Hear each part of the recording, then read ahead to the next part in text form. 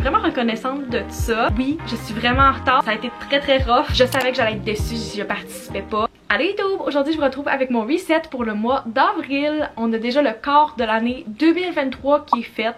What? Mon cerveau peut pas comprendre ça, on dirait qu'on est encore au début de l'année pour moi. En tant que personne qui préfère vraiment les saisons plus chaudes, c'est une très bonne nouvelle pour moi. Depuis quelques jours c'est le printemps.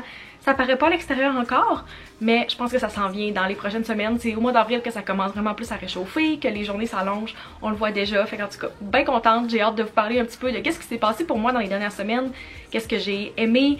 On va passer aussi à travers mon budget pour le mois, donc si c'est la première fois que vous découvrez mes vidéos reset, bienvenue. Je fais ça tous les mois pour me préparer à qu'est-ce qui s'en vient dans les prochaines semaines. Donc je vous mets la playlist si ça vous intéresse de mes resets depuis début 2022 dans les cartes si ça vous intéresse. Puis c'est parti, on va faire le reset pour le mois d'avril. Habituellement, je fais un high et un low pour le mois, donc mon meilleur et mon pire moment, mais ce mois-ci, j'ai eu plus de high, fait que j'ai goût de vous les partager, j'en ai trois. Premièrement, j'ai fêté mes 23 ans le 21 mars dernier. Je suis vraiment contente d'avoir pu célébrer avec mes amis. J'ai quand même eu quelques années où ma fête tombait directement dans les pires pics de la pandémie. Puis là, c'est la première année qu'on était vraiment comme normal depuis un petit bout, depuis le début de ma vie adulte. C'était comme la première fête où j'ai pu avoir toutes mes amies ensemble. J'ai fêté avec ma famille, puis quelques jours plus tard j'ai fêté avec mes amis évidemment parce que c'est pas tout le monde qui est dans la même ville pour moi. Presque tous mes amis ont pu se rencontrer, puis c'était juste quelque chose que je voulais depuis tellement longtemps, puis ça a tellement été le fun. Puis je me suis tellement sentie chanceuse de comme toutes les avoir avec moi. Fait que vraiment reconnaissante de ça. La même fin de semaine que j'ai fêté ma fête, l'équipe que j'ai coachée en compétition universitaire a remporté un podium. Fait que exactement un an après que moi j'avais fini sur le podium aussi, ils ont réussi à remporter une 3e place. Puis j'étais vraiment fière d'eux. Puis c'était juste une fierté en tant que coach cette année. Puis mon dernier high du mois s'est passé à la toute fin. J'ai participé à ma première conférence / mon premier panel ce mois-ci dans ma carrière. C'était un panel sur le marketing d'influence que j'ai eu la chance de participer avec ma collègue et avec Casey Design et Cynthia Dulude aussi que vous connaissez sûrement. C'est une première pour moi dans ma carrière puis j'étais vraiment stressée par rapport à ça. C'est une opportunité que je voulais vraiment prendre puis que je savais que j'allais être déçue si je participais pas, mais ça m'a amené un stress parce que je suis pas la meilleure pour parler en public, puis c'est quelque chose qui m'apporte du stress. Mais je suis tellement contente de l'avoir fait, je suis tellement fière de moi, puis c'était vraiment une belle expérience. J'ai pu rencontrer plein de monde aussi, fait que vraiment contente d'avoir fait ça. Ça c'était à la toute fin du mois, fait que ça a juste bien terminé en force. Puis le lot que j'ai trouvé ce mois-ci, il a fallu que je cherche, qu'est-ce qui est une très bonne nouvelle, mais j'ai quand même un peu négligé ma routine vu que j'ai priorisé d'autres choses dans les dernières semaines.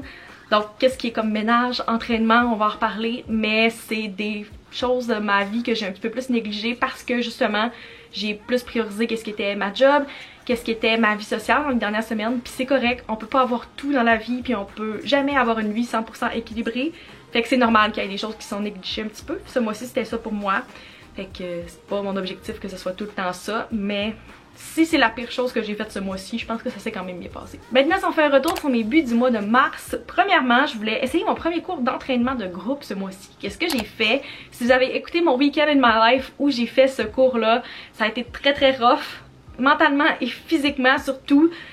C'était un cours de niveau difficile. Pour être bien honnête avec vous, ce cours-là a tellement été rough, ça m'a pris tellement de jours m'en remettre que une fois que j'étais rendue correcte puis j'ai arrêté d'être raquée comme 4-5 jours après, j'avais juste plus du tout de motivation pour retourner au gym. Je suis vraiment une fille all or nothing malheureusement dans l'entraînement. Clairement que j'aurais pu y retourner si je voulais, mais c'est quelque chose que j'ai comme négligé comme je l'ai dit tantôt.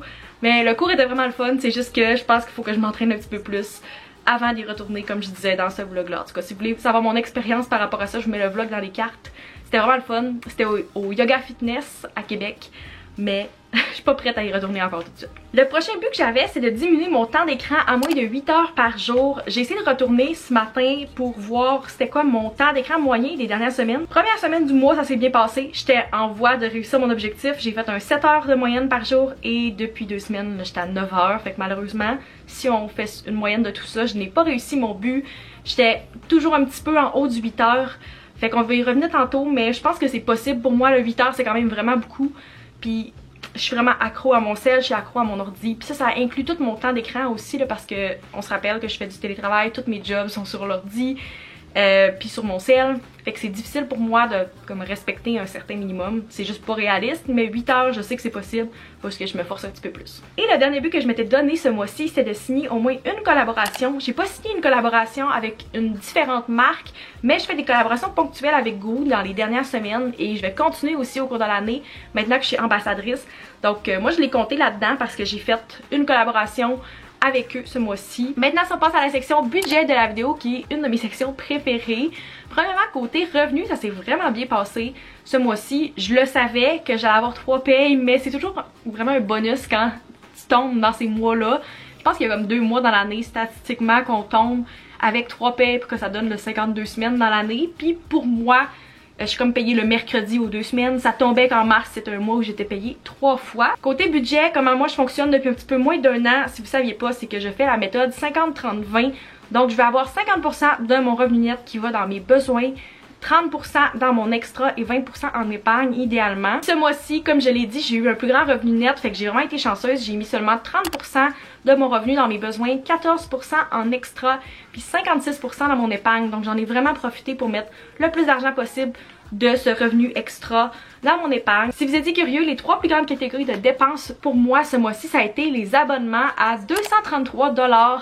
Ça arrive qu'il y a des compagnies, surtout de streaming, qui vous mettent un genre de rabais de 10-15% si vous payez de façon annuelle. Donc ce mois-ci, j'ai payé le Crave pour l'année au complet, plus mes abonnements réguliers, donc mon Spotify, tout ça. Donc ça m'est revenu à 233 $. Ensuite, on a nourriture à 253 $. Je vais être honnête avec vous, je m'attendais à plus.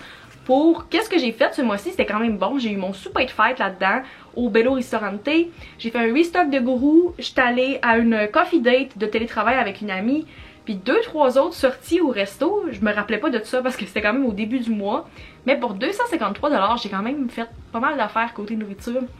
Puis ça inclut aussi des drinks là-dedans. J'ai dépassé de 3 $ mon budget nourriture, fait que j'ai vraiment aucun problème avec ça. Puis la dernière catégorie, c'était divertissement. J'ai acheté ma passe pour le FEC ce mois-ci, le festival d'été.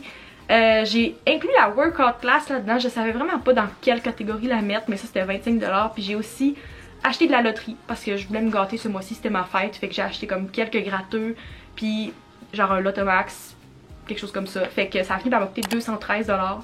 Mais encore une fois, c'est pas si pire. Puis là-dedans, une grosse partie, c'est ma passe pour le FEC. Maintenant, si on passe à mes favoris du mois, premièrement, j'ai la crème coiffant 3 en 1 de la marque D. J'ai acheté ce produit-là en février, puis je l'ai unbox dans un vlog.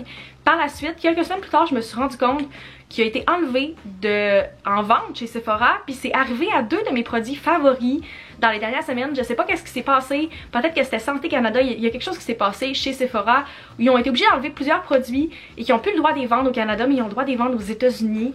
Puis c'est tous des produits que j'achetais depuis vraiment longtemps. Celui-là était super populaire sur le site de Sephora Canada. Puis malheureusement, il est plus en vente. Je l'utilise vraiment souvent quand j'ai les cheveux sales pour faire une coiffure slick comme celle-là. C'est un gros favori depuis que je l'ai acheté, mais surtout ce mois-ci, je l'utilise plusieurs fois par semaine.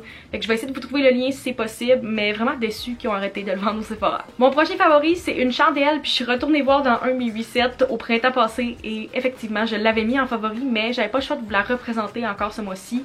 Je l'ai présenté dans des vlogs, mais Strawberry Daiquiri de chez Bath & Body Works. Si vous aimez les fruits puis les agrumes, je la recommande à 100%. Elle est en vente seulement pendant quelques mois de l'année chez Bath & Body Works. Fait que si jamais vous la voyez dans les prochaines semaines, je vous la conseille. Je l'adore. Puis l'emballage est vraiment cute aussi. Fait que ça fait super prêt-d'année. Et mon troisième et dernier favori, c'est une découverte côté alcool ce mois-ci. C'est une nouveauté qui est sortie en mars de la distillerie Tabacone. C'est la Gingria blanche. Peut-être que vous connaissez la Gingria originale, mais ils ont sorti la Gingria blanche ce mois-ci, qui est aux agrumes et aux pêches. C'est des petites canettes, là, c'est un 250 ml. Donc c'est vraiment pas gros, là, je pense que vous pouvez voir. C'est un petit peu plus petit que qu'est-ce que je suis habituée d'acheter. C'est un prêt à boire qui est fait à base de gin.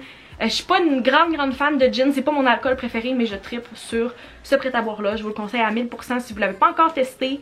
Puis j'en ai parlé dans des vlogs, mais je suis encore très grande fan. Ça fait 2 fois que j'en achète ce mois-ci.